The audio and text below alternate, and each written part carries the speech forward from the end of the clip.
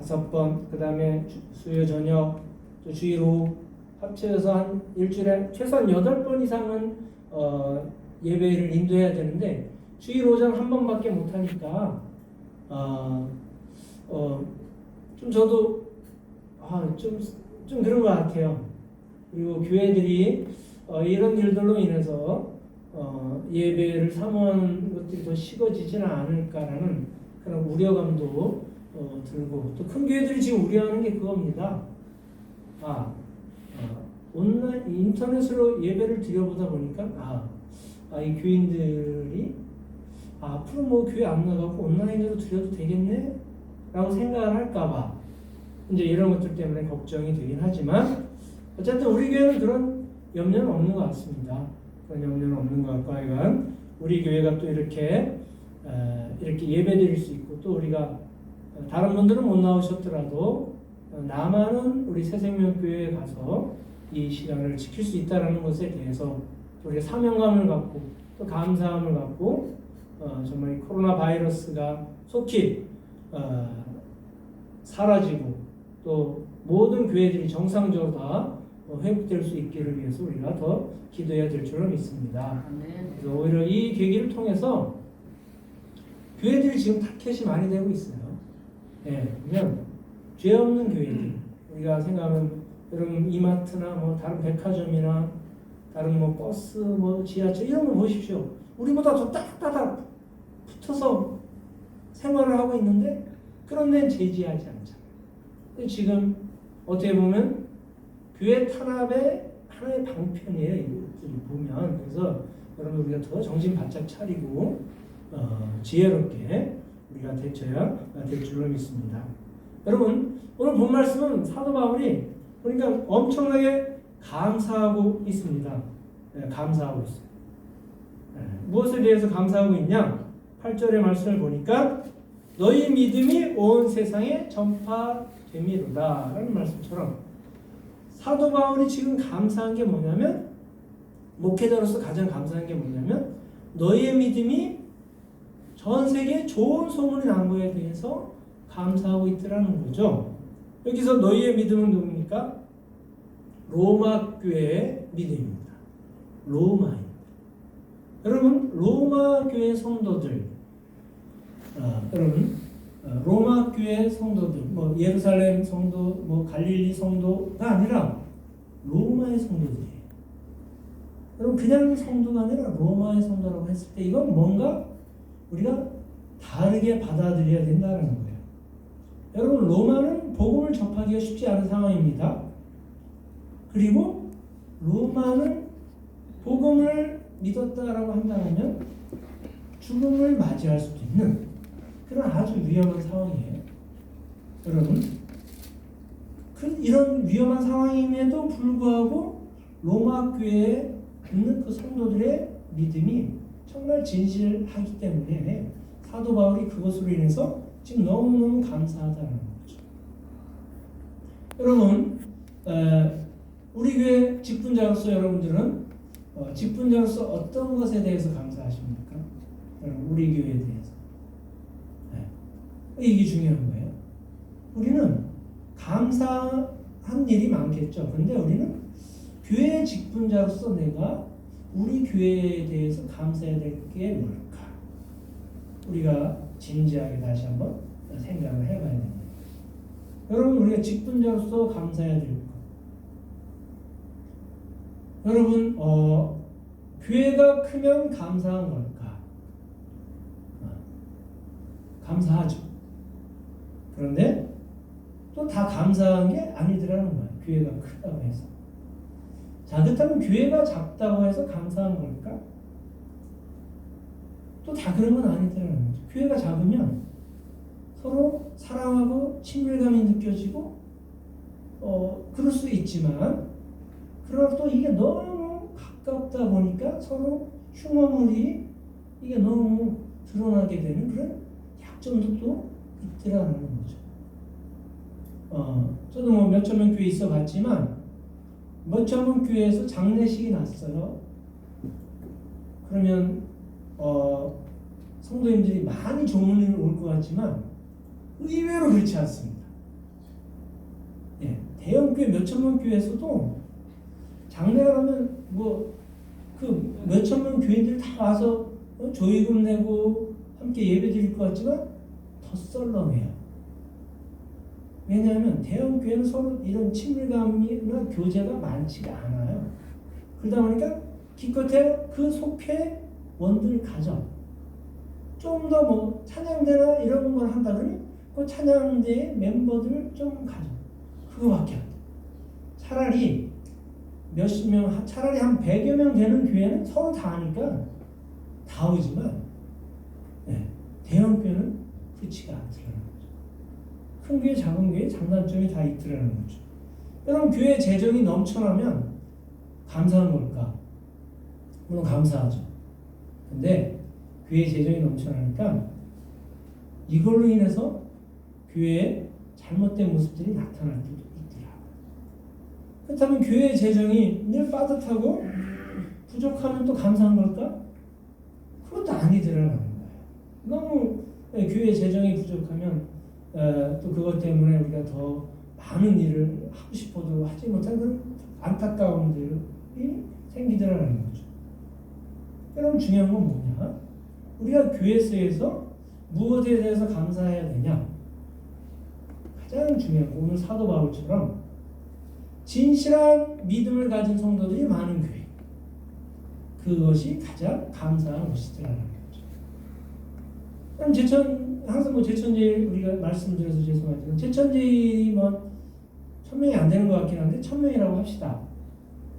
자, 근데 그 교회에서 진실한 믿음을 가진 사람이 한 10명밖에 안 된다 이거예요. 근데 반면에 우리 교회는 뭐 50명도 안 돼요. 근데 우리 교회에 진실한 믿음을 가진 성도님들이 50명이다. 라고 하면 우리 교회가 더 감사한 거다라는 거죠. 여러분 오늘 12절에서도 사도 바울이 고백해요. 너희와 나의 믿음으로 말미암아 피차 아니함을 얻으려 함이니라. 그래서 너희와 나의 믿음으로 말미암아 피차 안위를 받고 싶다는 거죠. 그러니까 여기서 너희의 믿음은 누굴까요? 로마 교회 성도들의 믿음. 그리고 나의 믿음은 누구의 믿음일까요? 목회자인 바울의 믿음. 이것이 서로 피차, 서로 공유되고 서로 마음을 하늘합할 때 마음의 평안함을 얻을 수 있고 정말 행복하고 이게 정말 감사한 거다라고 사도 바울이 고백을 하고 있더라는 거죠. 여러분 그러면서 사도 바울이 로마 교회 성도들에게 오늘 말씀을 보니까 자기의 마음을 알아주기를 간절히 바라고 있어요. 13절에 보니까 내가 여러 번 너희에게 가고자 한 것을 너희가 모르기를 원하지 아니하노니. 여러분 지금 사도 바울은 지금 이스라엘에 있습니다. 예루살렘에. 그리고 지금 로마 교회는 어떻습니까? 대륙이 달라요. 대륙이. 배를 타고 가기도 쉽지 않고 걸어서는 뭐 수십 년까지 아니라 몇 년이 걸리는 그 엄청난 거리예요. 로마는 유럽이고 이스라엘은 지금 아시아 쪽에 치우친 그런 거죠. 가기가 쉽지 않아요. 근데 여러 번 가고자 했지만 여러 가지 사정들 때문에 아직 가지를 못했지만 내가 너희에게 얼마나 가고 싶어 하는지 심지어는 거기 가려고 나중에 죄수의 신분으로까지 가잖아요. 그래서 나는 로마 시민권을 갖고 있기 때문에 나는 로마 황제의 재판을 받겠다. 그렇게 해서 죄수의 신분으로 로마까지 가지 않습니까? 복음을 전하려고 사도 바울이 그런 마음을 알아주기를 간절히 바라고 있더라는 거죠. 자, 그러면 이 로마 교회에 왜 그렇게 가고 싶어 했을까요? 그래서 보니까 13절 하반절에 다른 이방인 중에서와 같이 열매를 맺게 하려 함이로다 라고 말씀하고 있습니다. 여러분 중요한 것은 뭐냐? 다 신앙을 가지고 있다고 중요한 게 아니라 열매 맺는 신앙이 중요하다는 거죠. 열매 맺는 신앙. 오늘 우성우 장님도 기도하셨는데 그럼 쭉정이 신앙이 있고 또 열매 맺는 신앙이 있다라는 거예요. 여러분, 지금은 다 신앙을 갖고 있어요.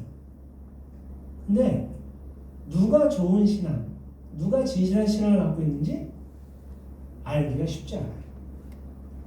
지금 뭐 열심히 한다고 해서 끝까지 다 열심히 하고 끝까지 버티느냐? 그렇지 않은 경우도 있더라고요. 지금은 보면 정말 신앙이 참 좋았던 것 같아요. 정말 어느 누구보다도 열심히 하고, 그런데 하루아침에 픽픽 쓰러지고, 그런 경우들을 우리가 여러분 신앙생활 수십 년 하면서 많이 보지 않습니까? 여러분, 중요한 것은 뭐냐? 열매를 맺어야 된다는 거죠. 자, 그러면 열매를 맺으려면 어떻게 해야 될까요? 끝까지 가봐야 한다는 거예요. 그죠? 예, 여러분, 열매는 언제 맺습니까?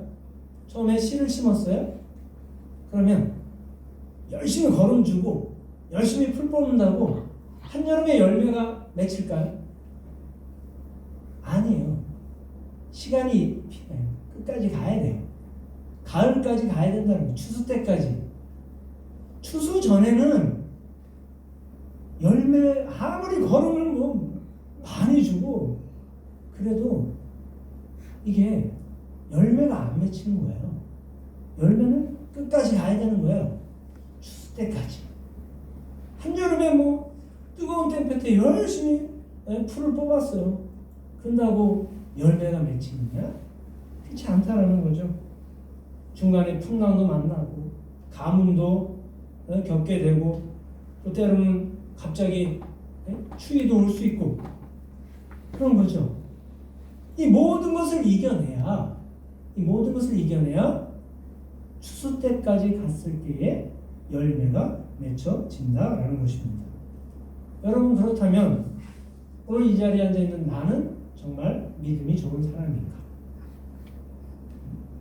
여러분 어떠신가요? 좀 열매를 맺으셨나요? 아직은 모른다는 거예요.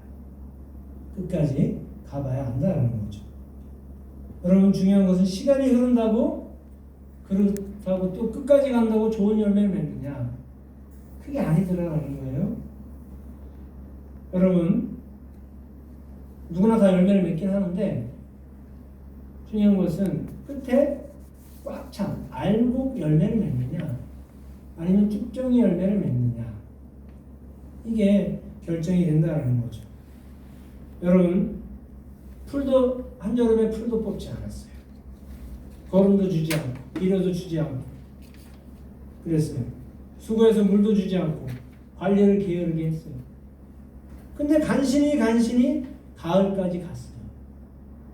열매가 맺혀지는 것 같은데 만져보면 텅텅 빈 쭉정이 그런 것들도 우리가 여러 가지 농사를 지면서 볼 수 있다는 거죠.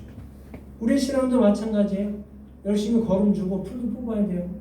우리 내면에 있는 풀과 같은 거, 잡풀과 같은 거, 개인적인 어떤 성격, 고집, 욕심 이런 것들 우리가 자꾸 신앙의 잡풀들을 우리가 뽑아내야 되는데 뽑지도 않아요. 그리고 우리가 신앙에 비료도 주고 거름도 줘야 돼요. 열심히 기도하고 말씀도 보고 예배도 열심히 소중히 참여하고 그래야 되는데 우리가 그렇게 하지 않고 간신히 갔어요. 간신히 그냥 내 고집대로 내 욕심대로 기도도 하지도 않고 예배도 소중히 여기지 않고 헌신도 하지 않고 간신히 끝까지 갔어요. 근데 끝까지 갔는데 어떻게 될까요? 우리의 열매는 쭉정이 밖에 맺을 수가 없다라는 것입니다.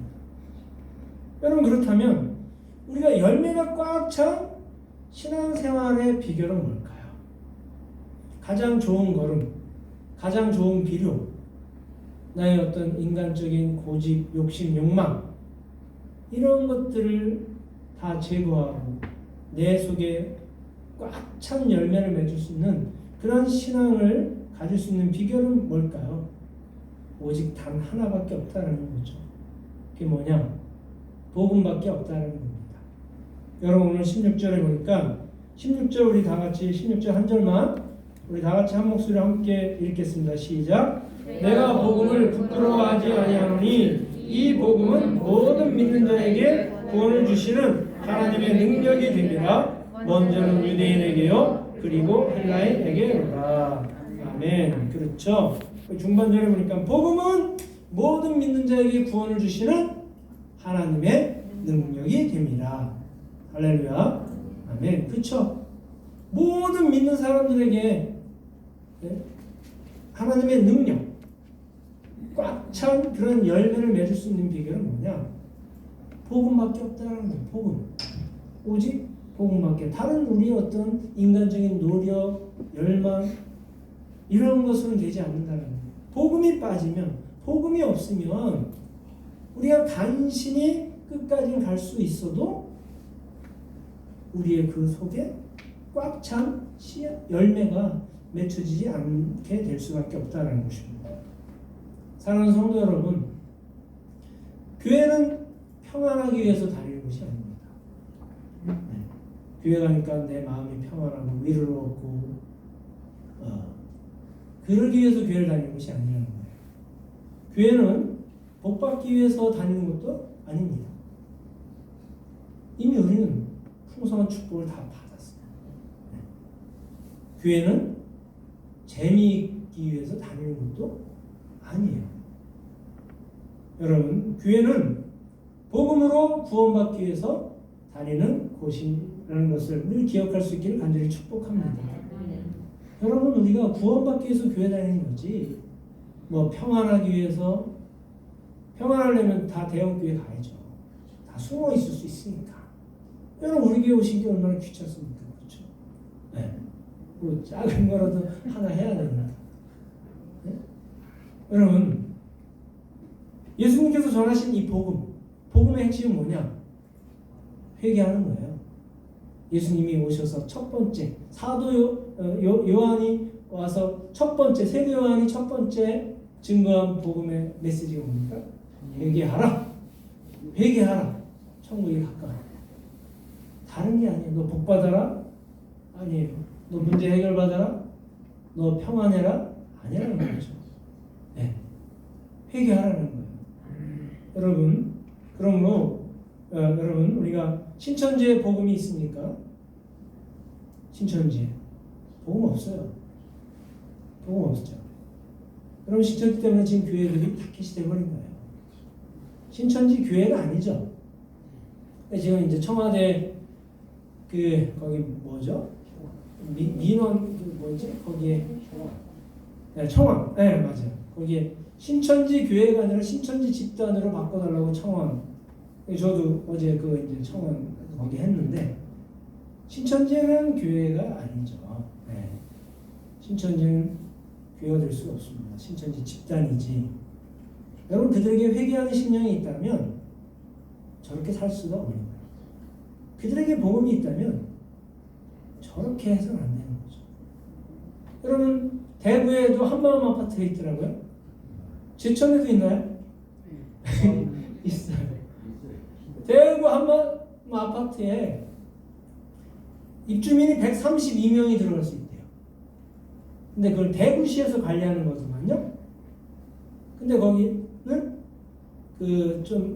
35세 미만의 좀 젊은 여성들만 들어갈 수 있대요. 그래서 여러 직장 생활하는 사람들 배려해서 좀 싸게 이렇게 월세를 냈더만요. 근데 거기 입주민이 132명이 들어갈 수 있는데 신천지가 94명이에요. 이게 뭡니까, 여러분? 대구시에서 운영하는 거예요. 그러다 보니까 지금 대구 시장도 신천지와 관련된 거 아니냐. 지금 이제 그런 얘기들도 나오는 판국인데, 그건 모르겠어요. 내가. 네. 그러니까 이재명처럼 그렇게 강력하게 못하는 거 아니냐라는 뭐 여러 가지 설도 있는데, 그거는 이제 정확하게 모르겠습니다. 근데 거기에 처음에 들어갈 때 종교를 물어보더라는 거예요.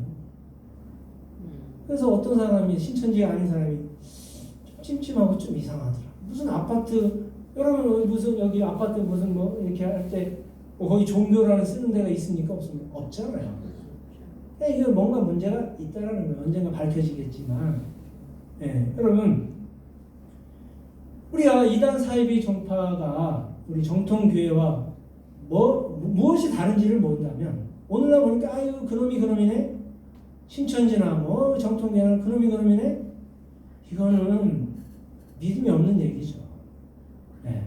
물론 정통교회에서도 문제가 있을 수 있지만 그렇게 얘기하면 안 돼요. 여러분 중요한 것은 우리가 복음으로 사는 삶이 중요하다는 거예요. 복음으로. 여러분 복음으로 사는 삶의 가장 중요한 것은 뭘까? 무엇이 복음으로 사는 걸까? 평안하기 위해서 교회 다니고 또 축복을 받기 위해서 교회 다니고 재미있기 위해서 교회 다니고 그거는 복음이 없는 삶이라는 거죠. 그럼 복음이 있는 삶은 뭐냐? 하나님이 기뻐하시는 일을 같이 동참하면서 살아가는 삶. 이것이 복음으로 사는 삶이다라는 거예요. 평안하기 위해서는 교회에 하면 안 돼요. 그렇죠? 예. 근데 여러분 우리가 평안하기 위해서만 교회 다니는 것은 복음으로 사는 삶이 될 수 없다는 거죠. 여러분 우리 교회의 강점이 뭘까요? 우리 교회의 강점 별로 없나요? 뭐 교인이 많은 것도 아니고 교인이 수천 명이 되는 것도 아니고 뭐 재정이 뭐 막 남아서 온 것도 아니고 우리 교회 강점 뭐 있나요? 있습니다. 그럼 우리 교회는 우리 교회의 강점으로 가야 돼요. 네. 다른 교회들이 감히 할 수 없는 어떤 우리보다 작은 교회, 우리보다 비슷한 수준의 교회, 어떤 대형 교회들이 감히 할 수 없는 우리 교회만의 강점으로 우리가 가야 된다는 거죠. 뭘까요? 지극히 작은 일이라도 하나님의 일을 기쁨으로 참여하는 성도들이 가득한 교회. 그런 교회가 우리 새생명교회의 가장 큰 강점일 줄로 믿습니다. 여러분, 한 사람이 모든 걸 다 하면 안 돼요. 지칠 수밖에 없어요. 한 사람이 모든 일을 다 맡겨주면 그 사람이 지치는 거고 또 다른 사람들은 손을 놓을 수밖에 없는 거예요. 여러분 그래서 우리 교회의 강점은 뭡니까? 모든 사람이 다 지극히 작은 거 하나도 할 수 있다는 거예요. 여러분 그동안 해보지 않으셨던 모든 속회가 돌아가면서 안내라든가 또 찬양대라든가 또 식사봉사라든가 성경 봉독이라든가 여러분 이거 우리 교회의 가장 큰 강점이고 가장 큰 축복이라고 여러분들 받아들이실 수 있기를 간절히 소망합니다. 네. 여러분 이것들을 우리가 기쁨으로 할 수 있어요. 여러분 우리가 언제 이 땅에서 우리가 언제 찬양대 서보겠습니까? 언제 우리가 다 안내위원 해보겠어요? 대형 교회들도 안내위원들이 늘 고정이에요. 네. 어떤 교회는 하여간 제가 경험했던 교회인데 그 안내위원들이 거기에 이제 팀이 있어요. 거기 아무도 안 받아요. 누가 하고 싶다 그래도 아무도 안 받고 그들만의 그 틀이 있어요. 네. 그 안내위원은 몇십 년 그 안내위원만 한 거예요. 젊었을 때부터 지금 한 70, 그때 그 권사님도 70이 넘으셨고 이게 하나의 그룹이 돼버렸어요. 그러니까 누군가 안내위원 하고 싶어도 할 수도 없고 여러분 안내위원 아무나 해보느냐? 찬양대, 찬양단, 교회 청소 아무나 다 해보느냐? 할 수가 없는 거예요. 그리고 여러분들 항상 감사함으로 기쁨으로 이 모든 일에 참여하셨으면 좋겠습니다. 여러분 보면 어느 단체는 늘 2대8 법칙이 있어요. 2대8. 네. 뭐냐면 어떤 단체든 2명이 8명을 먹여 살린다는 거예요. 네. 2명이. 이 나라 민족도 그렇죠. 20%가 나라 민족을 이끌어가고 나머지 80% 그냥 따라가는 거. 여러분 어떤 단체 가보십시오. 어떤 단체도 항상 이 20%가 나머지 군중과 같이 그냥 딸려가는 이 80%가 여기 20%에 그냥 묻어가게 돼 있어요. 근데 우리 교회는 또 하나님이 원하시는 건 그게 아니라는 거죠.